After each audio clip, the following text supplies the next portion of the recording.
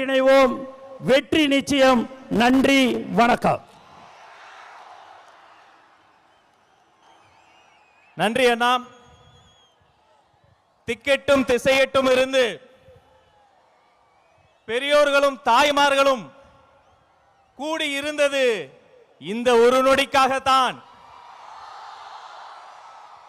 நேரில் வந்திருக்கிற சொந்த பந்தங்களே, நேரகில் பார்த்து கொண்டிருக்கக்கூடிய உலக தமிழர்களே, தமிழக வெற்றி கழகத்தினுடைய வெற்றி தலைவர், வருங்கால முதல்வர், தமிழ்நாட்டின் தலையெழுத்தை மாற்ற போகிற மந்திரம், தர்மத்தாயின் தல புதல்வன், உங்கள் முன்னால் ஈரோடு மண்ணில், நம் கொள்கை தலைவர் மண்ணில் வெற்றி தலைவர் இதோ வருகிறார்.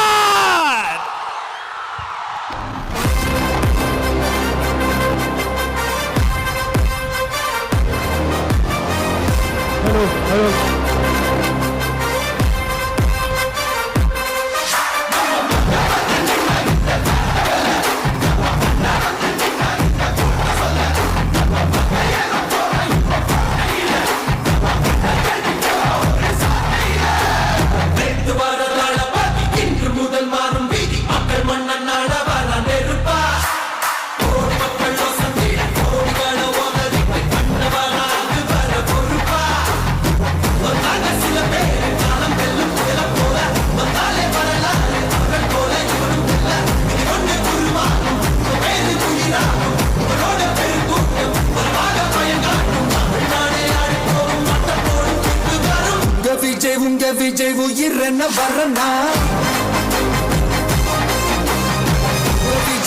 விஜய் எளியவன் குரல்தான், விஜய் தனியார் இல்ல கடலா.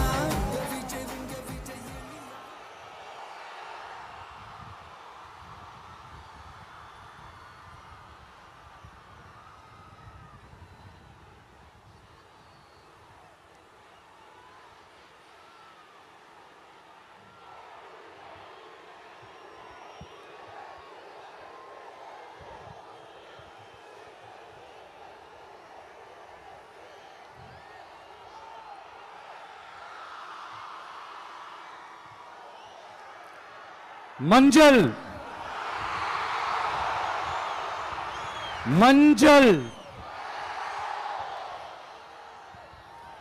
பொதுவா நல்ல காரியங்கள் ஸ்டார்ட் பண்றதுக்கு முன்னாடி இந்த மஞ்சள் எடுத்து வச்சு தான் ஸ்டார்ட் பண்ணுவாங்க.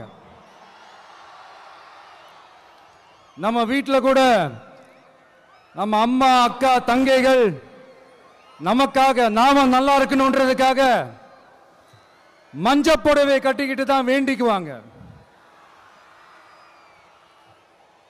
அப்படி அந்த மஞ்சள்னாலே ஒரு தனி வைப்பு தாங்க. நம்ம கொடியில கூட அந்த வைப்ரண்டான, அந்த எனர்ஜெட்டிக்கான அந்த மஞ்சள் இருக்குமே, அந்த மாதிரி மங்களகரமான மஞ்சள் விளையிற பூமி தான் இந்த ஈரோடு பூமி. இங்க வந்து மஞ்சளை பத்தி பேசாம வேற எங்க போய் பேசுறது? அது மட்டும் இல்ல, இங்க ஒரு மகத்தான ஒரு மனிதரை பத்தி நம்ம பேசியே ஆகணும். இந்த ஈரோடு மண் விவசாயத்துக்கும் பேர் போன மண். இங்க நடக்கிற அந்த விவசாயத்துக்கு மிக முக்கியமான ஒரு கவசமா இருக்கிறது என்ன தெரியுமா? காலிங்கராயன் அணை, காலிங்கராயன் கால்வாய். காலிங்கராயன் அணை கட்டினதுலையும் கால்வாய் வெட்டினதுலையும் உயிரான உணர்வு பூர்வமான நிறைய விஷயங்கள் இருக்குது. அப்படி அந்த ப்ராசஸ்ல அவர் அந்த அணை கட்டும் போதும் கால்வாய் வெட்டும் போதும் ரொம்ப சோர்வடைஞ்சிட்டாராம். அப்ப அவங்க அம்மா அதை பார்த்துட்டு சொன்னாங்களாம், மகனே காளிங்கா, தயிர் வித்த காசு தாழ்வாரம் வரைக்கும் இருக்குது, மோர் வித்த காசு முகுட வரைக்கும் இருக்குது, அதை எடுத்துக்கிட்டு போய் அணைய கட்டியா கால்வாய வெட்டியான்னு சொல்லி தைரியம் கொடுத்தாங்களாம். பெத்த அம்மா கொடுக்கிற அந்த தைரியம் இருக்கு பாருங்க, அதை தாண்டி வேற எதுவுமே கிடையாதுங்க. ஒரு மனுஷனால எதையும் சாதிச்சு காட்ட முடியும். அப்படி ஒரு தைரியத்தை தான் இப்போ நீங்க என்னுடைய அம்மா, அக்கா, தங்கைகள், நண்பா, நண்பிகள், தோழர்கள் எல்லாரும் எனக்கு கொடுத்திருக்கிறீங்க. அதே தைரியத்தை, அதே துணையா என் கூட நிக்கிறீங்க. இதை எப்படி நம்ம பிரிச்சு விடலாம்? இதை எப்படி நம்ம கெடுக்கலாம்? என்னெல்லாம் அவதூறுகள் நம்ம விஜய் மேல சொல்லி மக்களை நம்ப வைக்கலாம்? என்னெல்லாம் சூழ்ச்சிகள் நம்ம விஜய் மேல பண்ணி மக்களை நம்ப வைக்கலாம்?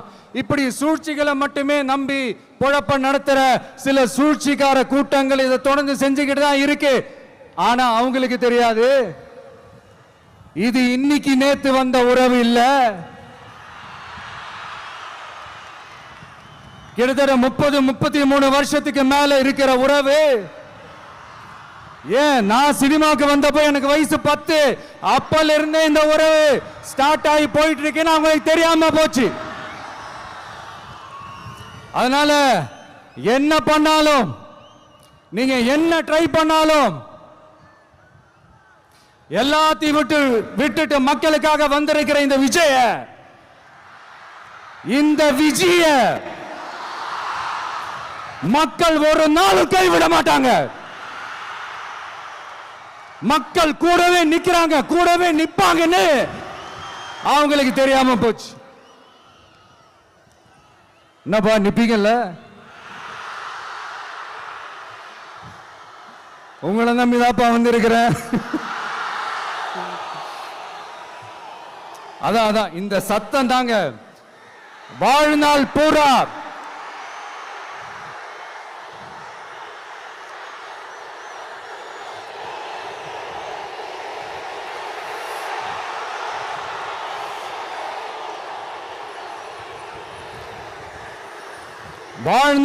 உங்களுக்கு நன்றியோடவே இருப்பேன். இப்போ நம்ம காளிங்கராயன் அவர்கள் அணையை கட்டுறதுக்காக பவானிக்கு போய் பார்க்கும்போது ஒரு இடத்துல ஒரு பாம்பு வந்து உட்கார்ந்துச்சான், படுத்துச்சான். அது படுத்த இடத்துல தான் அவர் அணையை கட்ட ஸ்டார்ட் பண்ணாராம். அப்புறம் அந்த பாம்பு வளைஞ்சி நெளிஞ்சி போற இடத்துலலாம் கால்வாயை வெட்டினார்னு சொல்லி சில வாய்மொழி கதைகள்லாம் சொன்னாங்க. தண்ணியை சேமிச்சு வச்சு குடிக்கிறதுக்கும் விவசாயத்துக்கும். தம்பி கீழே இறங்கு, தம்பி கீழே இறங்குப்பா, ப்ளீஸ் கீழே இறங்குப்பா.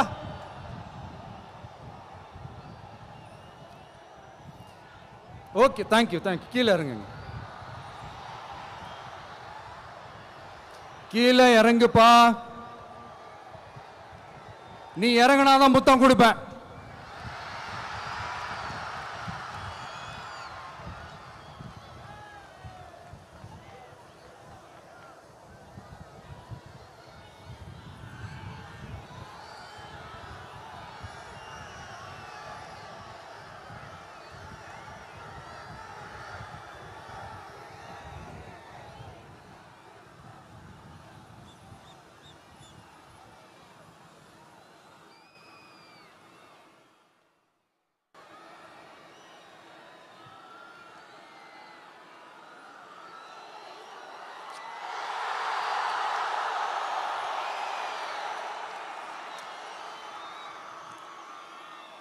இப்படி தண்ணியை சேமிச்சு வச்சு குடிக்கிறதுக்கும் விவசாயத்துக்கும் வழி வகுக்கிறது எவ்வளவு பெரிய ஒரு நல்ல விஷயம்.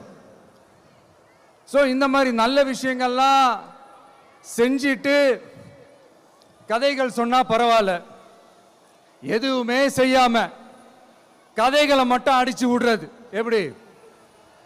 அத்திக்கடவு அவிநாசி திட்டத்தை இன்னும் விரிவுபடுத்தினா அந்த 3 மாவட்டத்தில் இருக்கிற லட்சக்கணக்கான மக்களுக்கு எவ்வளவு பிரயோஜனமா இருக்கும். எத்தனையோ லட்சம் ஏக்கர் நிலங்கள்ல விவசாயம் நடத்தினா எவ்வளவு பிரயோஜனமா இருக்கும். ஏன் அதெல்லாம் பண்ண மாட்டேன்றீங்க? வள்ளுவர் கோட்டத்துக்கு காட்டுற அக்கறைய இங்க மக்கள் வாழ்வாதாரத்தில் கொஞ்சம் காட்டலாம்ல, ஏன் காட்ட மாட்டேன்றீங்க?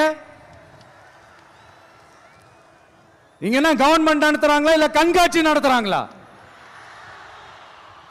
இந்த 21ஆம் நூற்றாண்டிலே மக்களை பத்தி எதுவுமே யோசிக்கிறது இல்ல. ஆனா அந்த காலத்திலேயே இது எல்லாத்தையும் பத்தி யோசிச்ச மக்களை பத்தி, குடிக்கிற தண்ணியை பத்தி, விவசாயத்தை பத்தி, அணை கட்டுறதை பத்தி, கால்வாய் வெட்டுறதை பத்தி, இதெல்லாம் எங்கிருந்து? பவானியிலிருந்து நொய்யலாறு வரைக்கும் கால்வாய் வெட்டி இதெல்லாத்தையும் பத்தி யோசிச்ச காளிங்கராயன் அவர்களுக்கு கோடி கும்பிடு போட்டாலும் பார்த்தாதுங்க. இப்படி அந்த காலத்துல இருந்த ஒரு ஹீரோவை பத்தி பேசிட்டு இந்த காலத்துல, அதாவது 1920th செஞ்சுரியில இருந்த ஒரு ஹீரோவையும் பத்தி நம்ம பேசி ஆகணும்ல. ஒருத்தர் இலகிய மனம் கொண்ட ஹீரோனா இன்னொருத்தர் இரும்பு மாதிரி அயன் மேன் தான். எஸ், நம்ம ஈரோடு கடப்பாறை தான்.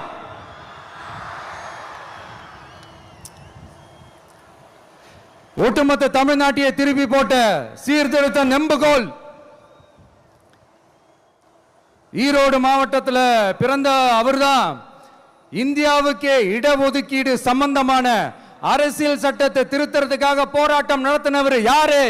நம்ம தந்தை பெரியாரு. 100 வருஷத்துக்கு முன்னாடியே வகுப்பு வாரி பிரதிநிதித்துவம் வேணும்னு கேட்டவர். அன்னைக்கும் சரி இன்னைக்கும் சரி ஒரு ஆச்சரியத்தோட பார்க்கக்கூடிய ஒரு மனிதர், நம்மளுடைய கொள்கை தலைவர். அப்ப அண்ணாவும் எம்ஜிஆரும் யாரு? பெரியார் அவர்கள் கிட்ட இருந்து எங்களுக்கு தேவையான கொள்கைகளை எடுத்துக்கிட்டோம். அவரை ஃபாலோ பண்ற, அவரை வழிகாட்டி ஏத்துக்கிட்ட அண்ணா அவர்கள் கிட்ட இருந்தோம், எம்ஜிஆர் அவர்கள் கிட்ட இருந்தோம் தேர்தல் அணுகுமுறையை எடுத்துக்கிட்டோம். அண்ணாவும் எம்ஜிஆரும் தமிழ்நாட்டோட சொத்து. அவங்கள பயன்படுத்துறத பத்தி யாரும் இங்க கம்ப்ளைண்ட்லாம் பண்ண முடியாது. அண்ணா எங்களோடது, எம்ஜிஆர் எங்களோடது, நீங்களா எடுத்துக்க கூடாது அப்படிலாம் யாரும் இங்க அழுதுட்டு இருக்க முடியாது, சொல்லிவிட்டேன். அதனால நாங்க ஒரு வழியில அரசியல் செஞ்சுக்கிட்டு போயிட்டு இருக்கிறோம். உங்களுக்கு தான் டிவிக்கு ஒரு பொருட்டே இல்லைல்ல, அப்புறம் ஏன் கதறீங்க? அப்புறம் ஆளாளுக்கு அங்க போயிட்டு இங்க போயிட்டு புலம்பி தள்ளிக்கிட்டு இருக்கிறீங்க. இது எப்படி இருக்கு தெரியுமா? எனக்கு பயம் இல்ல, எனக்கு பயம் இல்ல அப்படின்னு சத்தமா சவுண்ட் விட்டுக்கிட்டே சத்தமா பாட்டு பாடிக்கிட்டு இந்த நடுங்கிக்கிட்டே சின்ன பசங்க நடந்து போவாங்க, அந்த மாதிரி இருக்கு. முதல்ல மண்டையில இருக்கிற கொண்டைய மறைங்க சார்.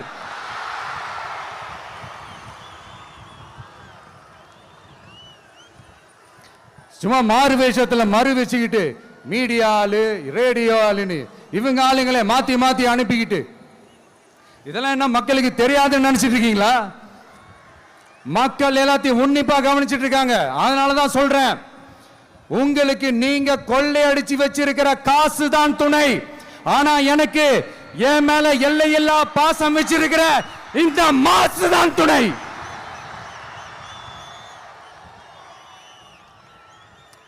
இப்படி நமக்கு துணையா இருக்கிற ஈரோடு மக்களுக்காக நான் இப்போ குரல் கொடுக்கலான்னு வந்திருக்கிறேன். சரி, இப்ப விஷயத்துக்கு வருவோம். பெரியார் அவர்கள் கிட்ட இருந்த அந்த செல்வாக்கையும் அந்த பதவிகளையும் அந்த பவரையும் வச்சுக்கிட்டு அவர் என்ன சொன்னார் தெரியுமா? இவ்வளவு செல்வாக்கு, இவ்வளவு பதவிகள், இவ்வளவு பவர் இருந்தோம் நான் ஒரு 5 பைசா காசு சம்பாதிச்சிருப்பேனா? எனக்கோ இல்லை என் குடும்பத்துக்கோ பட்டங்கள் வேணும், பதவி வேணும்னு ஏதாவது கேட்டிருப்பேனா? இல்லை ஏதாவது லாபம் பார்த்திருப்பேனா? இல்லை எதுக்காவது ஆசைப்பட்டிருப்பேனா? ஆனா அவர் பேரை சொல்லிக்கிட்டு அவருடைய கொள்கையை ஃபாலோ பண்றதா சொல்லிக்கிட்டு இப்ப ஆட்சியில இருக்கிறவங்க என்னெல்லாம் செய்யறாங்கன்னு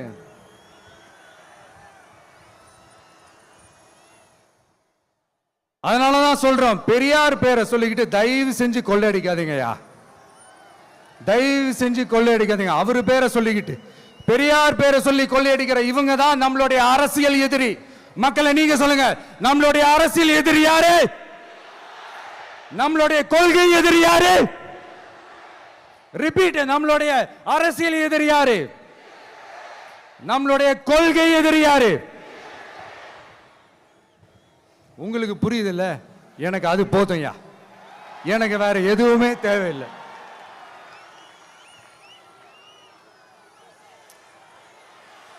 அதனாலதான்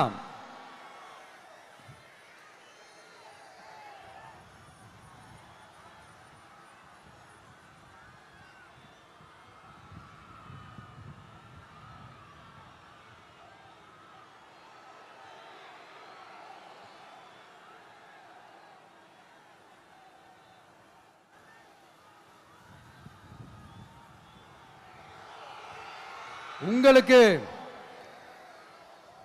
நம்மளை பத்தி நம்ம அரசியலோட நீங்க எல்லாரும் என்னோட அரசியலோட கனெக்டடா இருக்கீங்கன்றது ரொம்ப தெளிவா தெரியுது. அதனால எனக்கு அது போதும். அதனாலதான் எதிரிகள் யாருன்னு சொல்லிட்டு களத்துக்கு வந்திருக்கிறோம். அதனால அவங்கள மட்டும் தான் எதிர்ப்போம். அதுவும் அந்த எதிரிகள் யாரு இப்போ இங்க 2026 சட்டமன்ற தேர்தலில் களத்தில் இருக்கிறாங்களோ அவங்கள மட்டும் தான் எதிர்ப்போம். சும்மா களத்திலே இல்லாதவங்களையும் களத்துக்கும் அவங்களுக்கும் சம்பந்தமே இல்லாதவங்களையும் எதிர்க்கிற ஐடியாலாம் இல்ல பாஸ். நீங்க கேட்கிறீங்கன்றதுக்காக எதிர்த்துட்டு இருக்க முடியாது பாஸ். எங்களுக்கு நிறைய வேலை இருக்குது.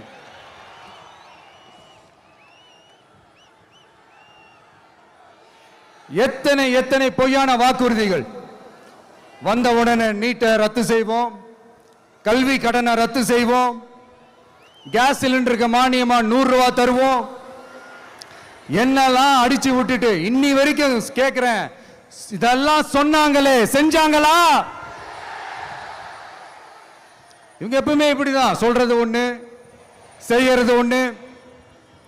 திமுகவும் பிரச்சனைகளும் ஃபெவிகால் போட்டு ஓட்டின ஃப்ரெண்ட்ஸ் மாதிரி ஒன்னிலிருந்து ஒன்னை பிரிக்கவே முடியாது. இப்போ ஈரோடு பகுதியில் இருக்கிற பிரச்சனையை பத்தி பேசுவோம். பெரியார் பேரை மட்டும் சொல்லிக்கிட்டு எப்படி அவரோட கொள்கைகளுக்கு எதிராக செயல்படுறாங்களோ அப்படிதான் இந்த மஞ்சள் நகரத்தோட மஞ்சளுக்கும் ஒண்ணும் பண்ணல, மஞ்சள் விவசாயிகளுக்கும் ஒண்ணும் பண்ணல. ஆராய்ச்சி மையம், சிறப்பு மையம்னு கோடியா டெண்டர் விட்டாங்க, பேருக்கு கட்டிடத்தை கட்டினாங்க. ஆனா உலகமே போட்டி போட்டு வாங்குற மஞ்சளை மதிப்பு கூட்டி விற்பனை செய்ய, அதாவது அதோட வேல்யூ இன்க்ரீஸ் பண்ணி நம்ம விவசாயிகளுக்கும் இந்த மாவட்ட மக்களுக்கும் நன்மை செய்ய இதுவரைக்கும் என்ன செஞ்சிருக்காங்கன்னு யோசிச்சு பார்த்தா ஒரு பெரிய ஜீரோ தான். கரும்பு நெல்லுக்கு அரசாங்கம் விலை பிக்ஸ் பண்றாங்க, அதையும் ஒழுங்கா பண்றதில்ல. ஒவ்வொரு முறையும் பிரச்சனை. அங்க நெல் கொள்முதல் செய்யறதுல ஊழல். சரி, நாம கஷ்டப்பட்டு விளைய வச்சது வீணா போக கூடாதுன்னு நினைச்சு நம்ம விவசாயிகள் கேட்கிற லஞ்சத்தை கொடுத்தாலும் அதுக்கப்புறம் கூட அந்த கொள்முதல் ஒழுங்கா நடக்கிறது இல்லை. அதையும் தாண்டி ஏதோ ஒரு விலை விவசாயிகளுக்கு கிடைக்குது. அப்படிலாம் இல்லாம ஒழுங்கா நேர்மையா நம்ம மஞ்சளுக்கும் நியாயமான விலை பிக்ஸ் பண்ணி தரமான விதைகளை கொடுத்தா என்ன குறைஞ்சா போயிடுவாங்க? இதெல்லாம் யோசிக்கிறதுக்கு அவங்களுக்கு நேரமே இல்லை. 24/7 அவங்களோட யோசனை என்ன தெரியுமா? இந்த விஜயை எப்படி முடக்கலாம், தமிழக வெற்றி கழகத்தை எப்படியெல்லாம் முடக்கலாம், அப்படிதான் அவங்களுடைய சிந்தனையே 24/7. எத்தனையோ வருஷத்துக்கு முன்னாடி நம்ம காளிங்கராயர் நதிகளின் இணைப்புக்கு முன்னோடியா இருந்தார். பவானி ஆத்தலவர் அதிகமான தண்ணி அணை கட்டி தேக்கி தண்ணீர் வறட்சியான பகுதிகளுக்கு அனுப்பினார். ஆனா இன்னைக்கு இவ்வளவு நவீன வசதிகள் இருந்தோம், இவ்வளவு சயின்ஸ் வளர்ச்சிகள் இருந்தோம், இவ்வளவு டெக்னாலஜி வளர்ச்சிகள் இருந்தோம், அவங்க வாக்குறுதியில் ஒன்று கொடுத்தாங்கல்ல, பவானி நொய்யலாறு அமராவதி 6 இணைப்பு திட்டத்துக்கு ஒரு துரும்ப கூட கிள்ளி போடல. வாக்குறுதி நம்பர் 103 சொன்னாங்களே செஞ்சாங்களா? சரி, இதாவது ஒரு பெரிய ப்ராஜெக்ட் வைங்க. ஆறுகளை சுத்தப்படுத்த பல ஆயிரம் கோடி நிதி ஒதுக்குவோம், தமிழ்நாட்டில் உள்ள ஆறுகளை சுத்தப்படுத்துவோம்னு சொன்னாங்களே செஞ்சாங்களா? ஆனா ஆத்து மணலை கொள்ளையடிக்கிறதுல மட்டும் வேலையை கரெக்டா செய்வாங்க. இதை நான் ஏன் திரும்ப திரும்ப சொல்றேன்னா, மக்களே, நீங்க புரிஞ்சுக்கணும். கொஞ்சம் மசந்தா மற்ற மாவட்டங்கள்ல மணல் காணாம போன மாதிரி, மலைகள் காணாம போன மாதிரி, நம்ம மாவட்டத்தில் தனி வளத்தை கொடுத்த செம்மண்ணும் காணாம போறதுக்கு வாய்ப்பு இருக்கு மக்களே. நம்ம மண்ணுக்கும் நம்ம ஆத்துக்கும் நம்ம விவசாயிக்கும் தான் இந்த மோசமான நிலைமை. அதனால ஏதாவது தொழில் செஞ்சு பிழைக்கலாம்னு பார்த்தா அதுக்கும் எங்க விடுறாங்க. தொழில்னு பார்த்தா 30% நெசவாளர்களுக்கு கூலி பாக்கி. அரசாங்கம் நம்ம நெசவாளர்கள் கிட்ட இருந்து கொள்முதல் செய்த வேட்டி சேலைக்கான கூலியை கூட போராடித்தான் வாங்க வேண்டியதா இருக்குது. அது சலுகையோ உதவியோ நலத்திட்டமோ கிடைக்காது. நம்ம உழைப்புக்கான ஊதியம், நம்மளோட உரிமை, அதுக்கே போராட வேண்டிய நிலையில தான் இந்த அரசாங்கம் நம்மளை வச்சிருக்கு. நல்லா பார்த்துக்கங்க மக்களே, உரிமைக்கு குரல் கொடுத்தவங்க தான் இவங்க. சிறு குறு தொழில்கள் பீக் ஹவர்ஸ் சார்ஜ்னு கரண்ட்டுக்கு அநியாய விலை வச்சு அதையும் செய்ய விடாம நம்மளை முடக்கிடுறாங்க. அந்த பீக் ஹவர்ஸ் சார்ஜ் கொள்ளையால எத்தனை வருஷமா எவ்வளவு பேர் பாதிக்கப்படுறோம், எவ்வளவு தொழில்கள் பாதிக்கப்படுது. நாமளும் கத்துறோம், போராடுறோம், கோரிக்கை வைக்கிறோம். எதையாவது இவங்க கண்டுக்கிறாங்களா? கொஞ்சம் யோசிங்க. ஏன் கண்டுக்க மாட்டேன்றாங்கன்னு கொஞ்சம் யோசிங்க. அப்போதாங்க பிரைவேட்ல அதிக விலைக்கு கரண்ட் வாங்க முடியும், அதுக்கு டெண்டர் விட முடியும். அப்படி டெண்டர் விட்ட மேட்டர்ல எல்லாம் என்ன நடக்கும்னு உங்களுக்கும் தெரியும், எனக்கும் தெரியும், நம்ம எல்லாருக்குமே தெரியும். இந்த மாதிரி ஈரோடுல மட்டும் இல்ல, எந்த மாவட்டத்துக்கு போனாலும் பிரச்சனைகள் மேல பிரச்சனைகள் தான்.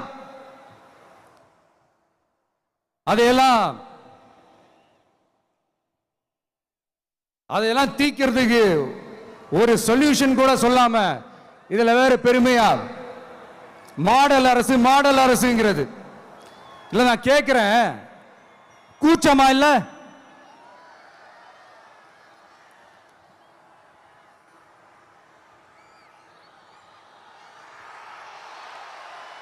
இதெல்லாம் கேட்டா அப்படியே நம்ம பக்கம் யூட்டர்ன் அடிச்சு வந்துருவாங்க. விஜய் என்ன அரசியல பேச மாட்டேன்றாரு, விஜய் என்ன சினிமா டயலாக் மாதிரி பேசுறாரு, விஜய் என்ன பஞ்ச் டயலாக் பேசுறாரு, விஜய் என்ன 10 நிமிஷம் தான் பேசுறாரு, 9 நிமிஷம் தான் பேசுறாரு. நான் எத்தனை நிமிஷம் பேசினா உங்களுக்கு என்ன சார்? நான் எப்படி பேசினா உங்களுக்கு என்ன சார்? உள்ள விஷயம் என்னன்னு பாருங்க சார். ஒவ்வொரு மாவட்டத்துக்கும் போய் மக்கள் ஃபேஸ் பண்ற பிரச்சனைகளை எடுத்து பேசிட்டு இருக்கிறேன். பின்ன அது அரசியல் இல்லாம வேற எதுதான் அரசியல்? உங்களை மாதிரி தனிப்பட்ட முறையில் தரக்குறைவா அசிங்கமா பேசுறதுதான் அரசியல்னா அந்த அரசியல் நமக்கு வராதுன்னா நல்லாவே வரும். உங்களை விட எனக்கு அது நல்லாவே வரும். வேணான்னு விட்டு வச்சிருக்கிறோம். அப்புறம் உங்களுக்கு நமக்கு என்ன வித்தியாசம்? காஞ்சிபுரத்தில் நாம பேசும்போது இந்த மாதிரி உங்களால் அமைக்கப்பட போற ஆட்சியில நம்ம ஆட்சிக்கு வந்த உடனே என்னெல்லாம் செய்ய போறோம்ன்றது சிலது சொன்னோம். அதையெல்லாம் தப்பா புரிஞ்சுக்கிட்டு இப்போ சொல்றேன், விளக்கமா சொல்றேன், நான் சலுகைகளுக்கு எதிரானவன் கிடையாது. மக்களுக்கான சலுகைகளை இலவசம்னு சொல்லி அசிங்கப்படுத்துறதுல எனக்கு உடன்பாடு கிடையாது. மக்கள் காசுல மக்களுக்கு செய்யறதை எப்படி இலவசம்னு சொல்லுவீங்க? அப்படியே செஞ்சிட்டாலும் ஓசில போறேன்னு சொல்லி அசிங்கப்படுத்துறீங்க. என்ன கேட்கறதுக்கு ஆள் இல்லைன்னு நினைச்சீங்களா? மக்களுக்கு ஒண்ணுன்னா இந்த விஜய் வந்து நிப்பா, இந்த விஜய் வந்து கேள்வி கேட்பா. இந்த விஜய் எப்பவுமே மக்கள் பக்கம் தான், அதே மாதிரி மக்களும் என் பக்கம் தான். என் மக்கள் மானத்தோட மரியாதையோட கௌரவத்தோட வாழணும். என் மக்கள் யாருக்கும் கீழே கிடையாது. அப்படி அவங்க கௌரவத்தோட வாழணும்னா அவங்களுக்கான வாழ்க்கை தரம் உயரணும். வாழ்க்கை தரம் உயரணும்னா அவங்களோட வாழ்வாதாரம் உயரணும். வாழ்வாதாரம் உயர்ந்தாதான் பொருளாதாரம் உயரும். பொருளாதாரம் உயர்ந்தாதான் வசதி வாய்ப்புகள் உயரும். இதெல்லாம் உயர்ந்தாலே ஆட்டோமேட்டிக்கா அவங்களோட வாழ்க்கை தரம், அவங்களுக்கான மரியாதை, அவங்களுக்கான கௌரவம் எல்லாமே உயரும். இதுக்கான வழிகள், அந்த சூழல்களை அந்த கவர்மெண்ட் அமைச்சு கொடுக்கணும். இதுக்கான அந்த திட்டங்களை செயல்படுத்தணும். இதெல்லாம் செஞ்சாதான் அந்த அரசாங்கம் ஒரு நல்ல அரசாங்கம். இதைத்தான் அன்னைக்கு சொன்னோம்.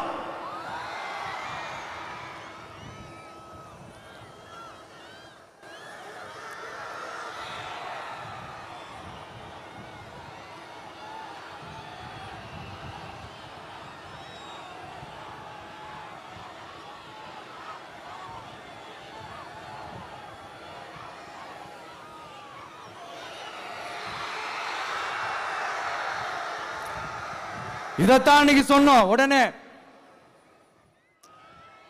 சொன்னா மட்டும் போதுமா? எப்படி செயல்படுத்துவீங்க? நாங்க என்ன வாயிலேயே வடை சுடுறதுக்கு டிஎம்கேவா? டிவிகேடா?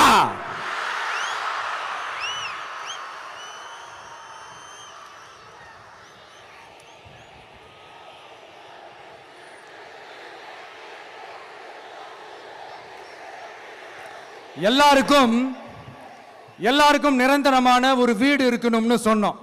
உடனே எங்க ஆட்சியிலே நாங்க எல்லாரும் வீடு கட்டி கொடுத்துட்டோமே அப்படிங்கிறது இல்ல. நான் கேட்கிறேன், இங்க உங்களை தான் கேட்கிறேன், இங்க வாடகைக்கு இருக்கிறவங்களே இங்க யாரும் இல்லையா? எல்லாருக்கும் சொந்தமா வீடு கட்டி கொடுத்துட்டாங்களா? அடுத்து வீட்டில் இருக்கிற ஒவ்வொருத்தரும் மினிமம் டிகிரி படிச்சிருக்கணும் அப்படின்னு சொன்னோம். உடனே எங்க ஆட்சியிலே எல்லாரும் டிகிரி படிச்சு முடிச்சிட்டாங்களே அப்படிங்கிற மாதிரி சொல்றது அது உண்மைனா? ஸ்கூல் லெவல்லையே டிராப் அவுட்ஸ் அதிகமானது யாரோட ஆட்சியிலங்க?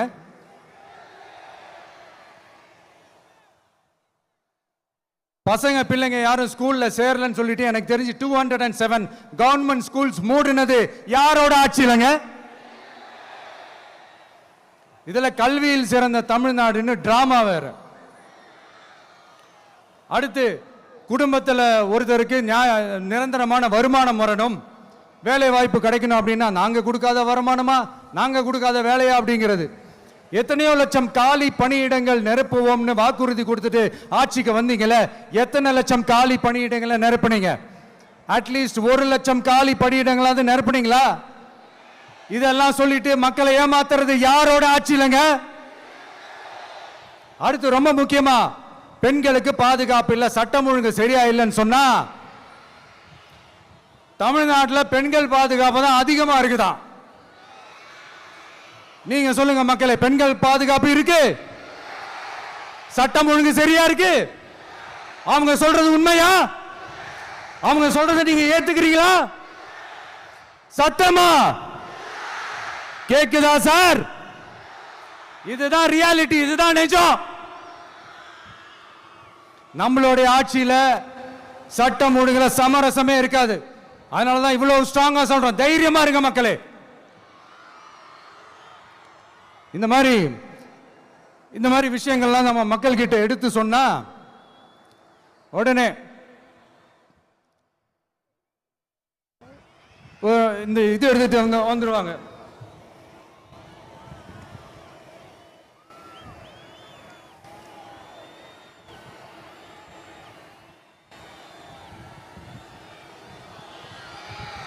இந்த மாதிரி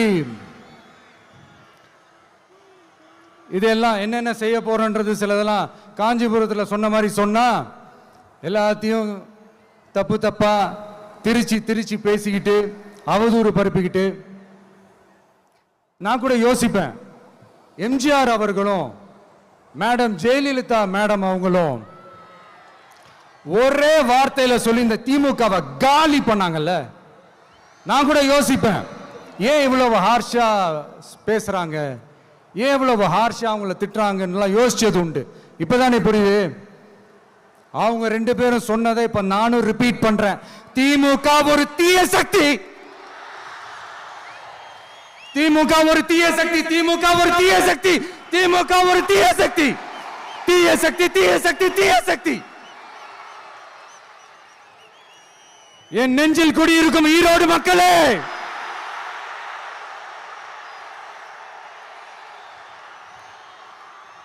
டிவிகே ஒரு தூய சக்தி.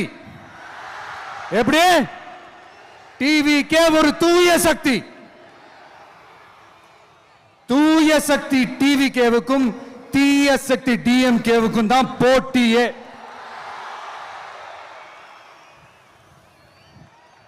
என்ன முடக்கலாம்னு நினைக்கிறீங்க, ஆனா இந்த சத்தத்தை ஒரு நாள் உங்களால முடக்க முடியாது.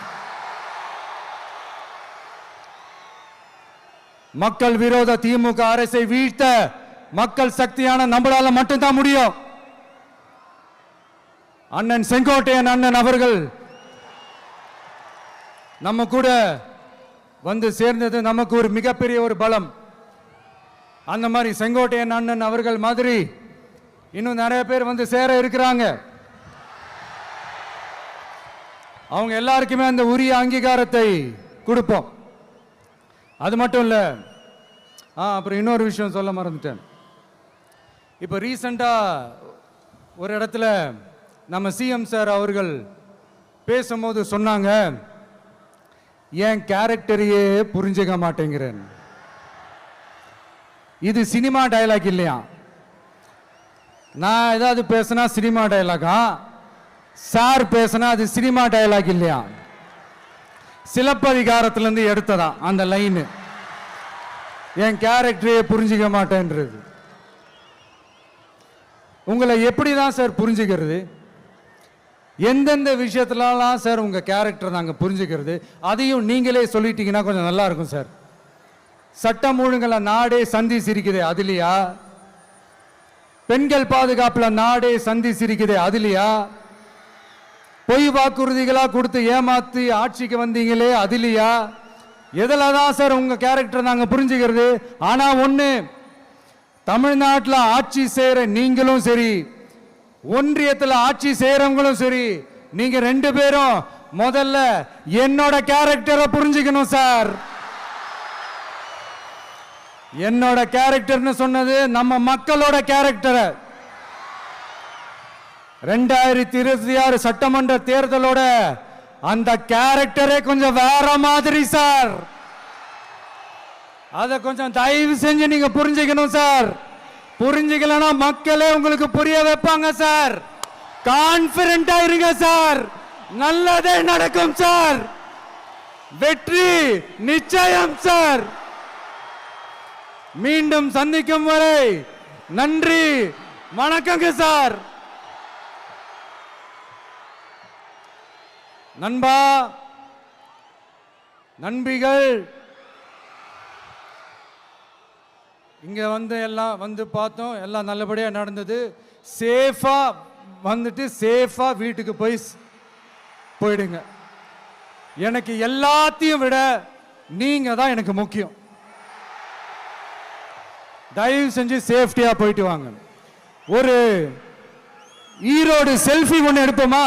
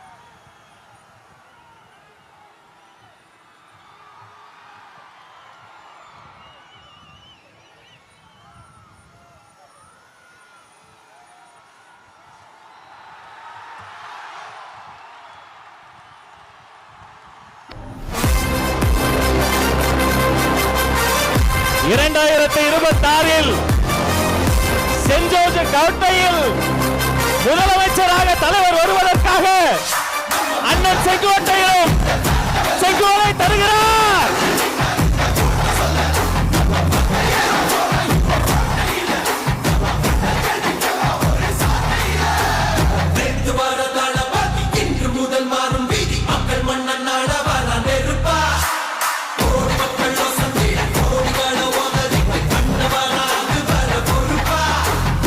What?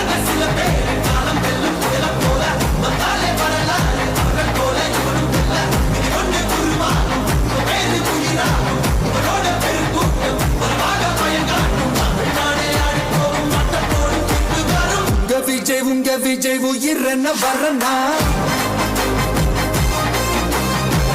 விஜய் உங்க விஜய் எளியவன் குரல் தான் விஜய் உங்க விஜய் தனியார் இல்ல கடல் தான் விஜய் உங்க விஜய் எளியவன் குரல் தான் விஜய் உங்க விஜய் தனியார் இல்ல கடல் தான் மக்கள் தானே மன்னர்களை உனக்கு காட்ட வரனா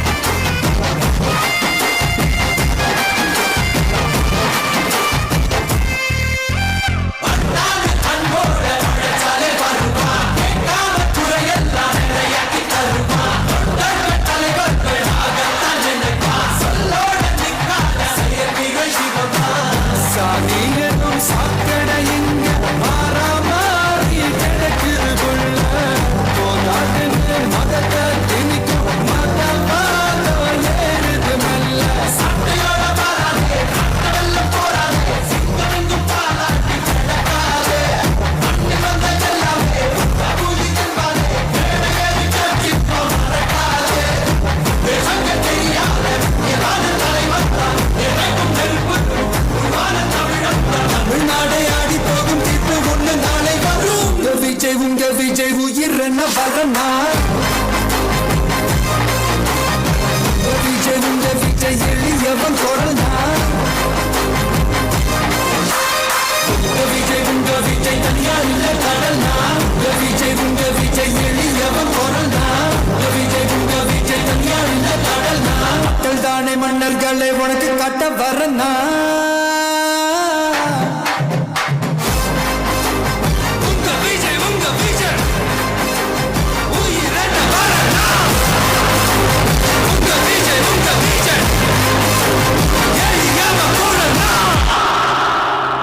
உங்க விஜய் நான் வரேன்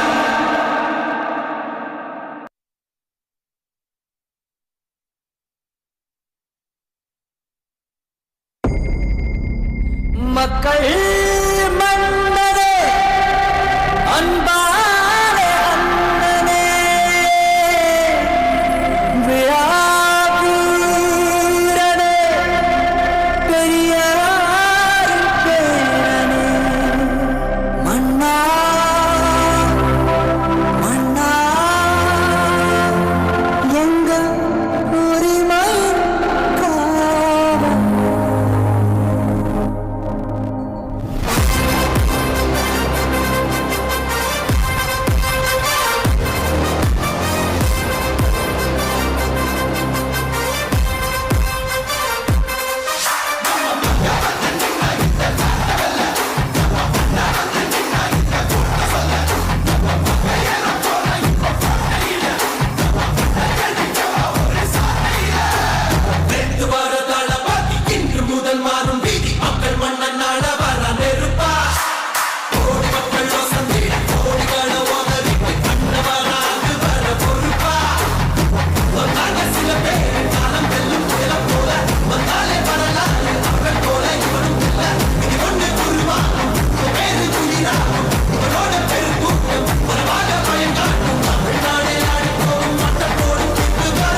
விஜய் உங்க விஜய் உயிர் என்ன வரனா